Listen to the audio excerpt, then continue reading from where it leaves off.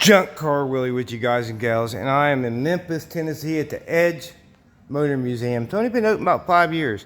And you know how some people have a massive amount of cars. This one don't, less than 30, but they're very, very special cars. Like this 59 Cadillac convertible.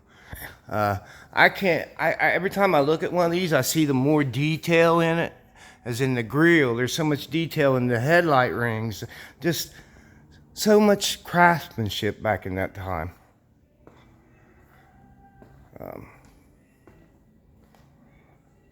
It's an honor to be here. An honor. And I found it just like traveling the back roads, looking for junkyards, and hit this up, seen this, and I was like, I gotta go. A 59 Besta. Now these things used to be, they was rare. And they are rare, but everybody knows about them now. I mean, they've been everywhere, where the front door opens up and the steering wheel stays on the door. So cool, so cool. Look at the detail underneath the trunk on that 59 Cadillac. The taillight, around the taillight, the detail. I'm telling you, this is a wonderful place to be. I'm telling you, there's a lot of things to see in Memphis. So if you're coming to Memphis, you gotta put Edge Motor Museum on your list. It's a must. It's a must.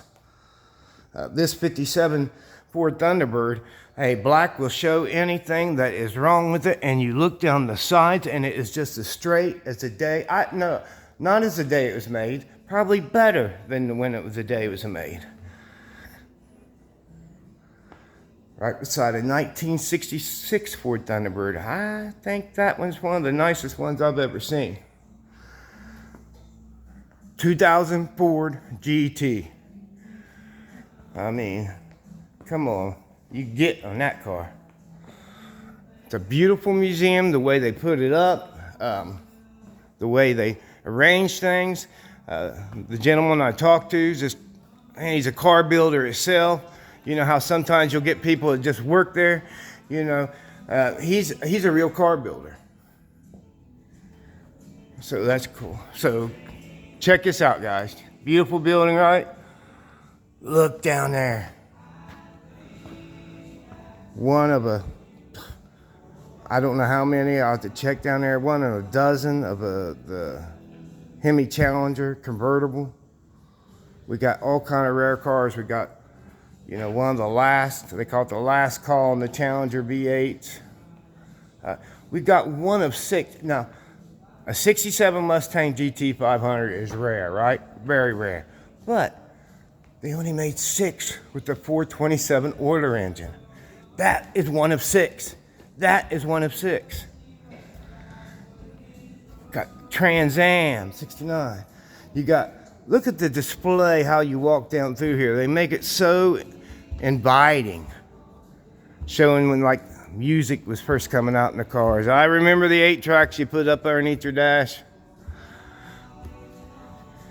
So I can't walk behind them down there, so get a good look right now, because we'll just be doing the fronts. You know, you could easily walk around there and scratch it with your belt buckle or something, so I see why they're doing that. But it's nice. They got them together like that, and you can walk around. You don't need to go behind them, because when you walk around here, you see them. I mean, I'm getting a better view than if I was on ground, because I'm up looking inside. So a lot of thought was made into this museum. Scanners and police radios. Some rare car. The 54 Darren Kaiser with the doors that slide into the fenders. A glass car, one of very few. No, it's not a Wildfire. Wildfire was made after that, and I think it copied it. And who don't remember the soapbox car derbies? Look at that one. Guys, I try to go slow enough. You guys know how to screenshot. You older guys that don't, ask your grandchild or someone, just hit your button and you can screenshot that and read it later. You got NASCAR race, one of the first ones going on.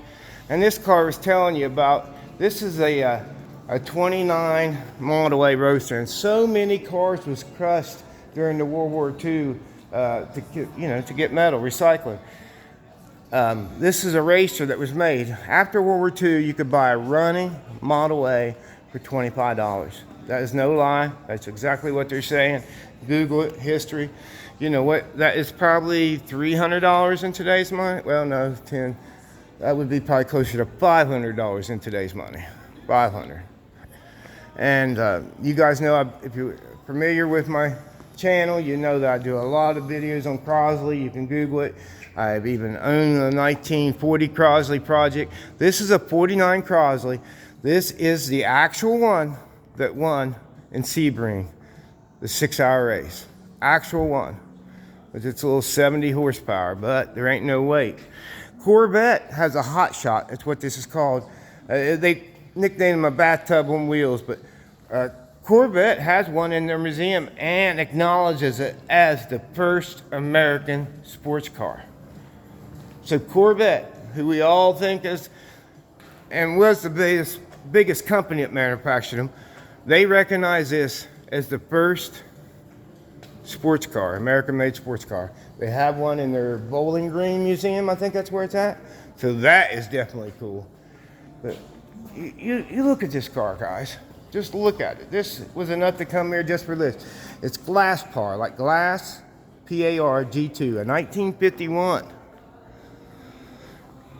And they have these wonderful touch screens where you can find out everything about it. I'm going to pull that up and you guys can make a screenshot of it.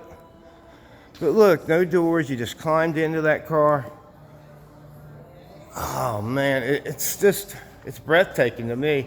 This is art. You could have this in a museum that wasn't even about cars. That is pure art. Pure art. So let's read a little bit about it. See, you just come here, you hit it up. So this was called the Model G2. It had a 239 Ford Y-block 8-cylinder in it with 200 horsepower, 3 two-barrel carburetors, and 3-speed manual. So you can screenshot this, guys. After World War II, no one was more knowledgeable with properties of new material called fiberglass than California marine architect William Pitt. In 1947, he founded Glasspar with the purpose of building the world's finest fiberglass boats. Pitt quickly established a reputation as master of fiberglass, and by the early 50s, 15 to 20% of every fiberglass boat sold were made by Glasspar. The automobile was born in 1949 when Pitt helped design a body for a sports roadster a friend was building and suggested fiberglass as perfect material for its construction. After much trial and error, the car was finished a year and a half later, and its sleek, low design was quite a hit at the 1951 Los Angeles Motorama.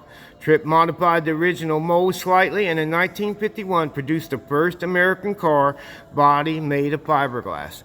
This is the first one. Between 1951 and 54, approximately 100 were produced in California plant. Most were sold as kits, but at least 10 were sold as completed production turnkey vehicles. The chassis was specifically designed to accommodate nearly any V8 engine available, and G2s were quite successful at racing events. The car were also popular in Hollywood owners, which included Humphrey Bogart, Gary Cooper, and Rosemary Clooney. Wow. Wow. Right next to it is the 54 Dyson Kaiser Darren Type 161 that I did a video on one at Gilmore Car Museum. Very cool car. It's got the Hurricane 161 out of the Willys, flathead 6-cylinder, a single 1-barrel carburetor.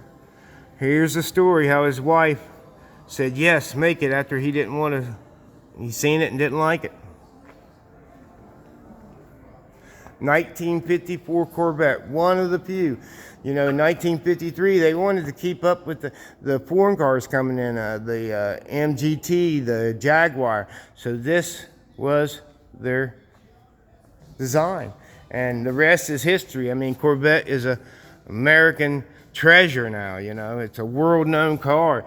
And now it keeps up the price compared to the cars that it's in the class is ridiculous. Just wonderful. Right next to this beautiful 56 Ford Thunderbird. I'll pull that up and let you screenshot the story. Beautiful car, isn't it, guys? Just beautiful. Right next to a 59 Chevrolet Corvette.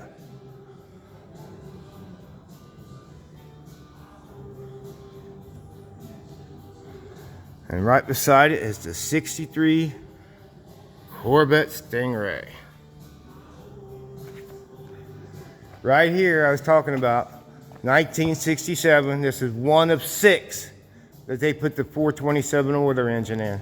GT500s are rare anyway in 67, but this is just beyond rare.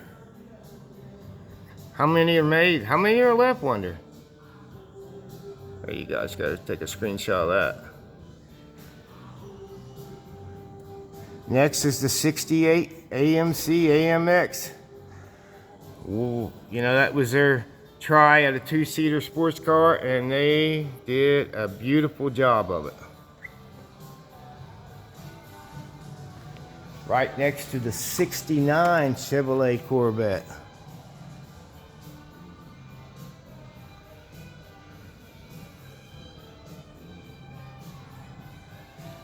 And a rare 69 Pontiac Trans Am.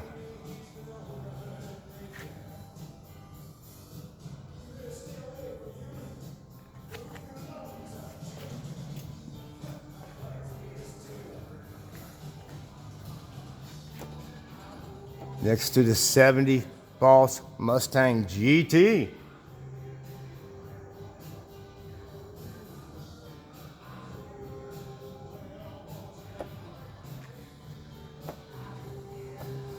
And one of just a few 70 Challenger RT Hemi convertibles.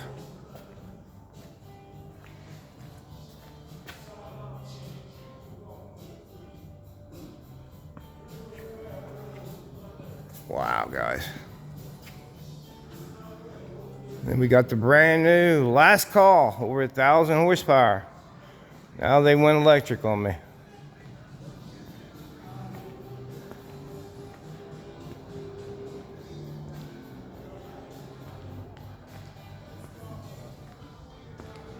Got 3 more cars in the back that are special, or 2 of them are very special to me anyway.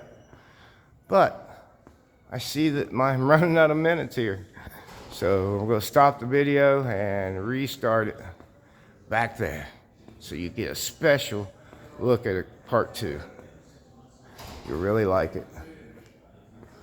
A battle for the ages of the Corvette and Thunderbird.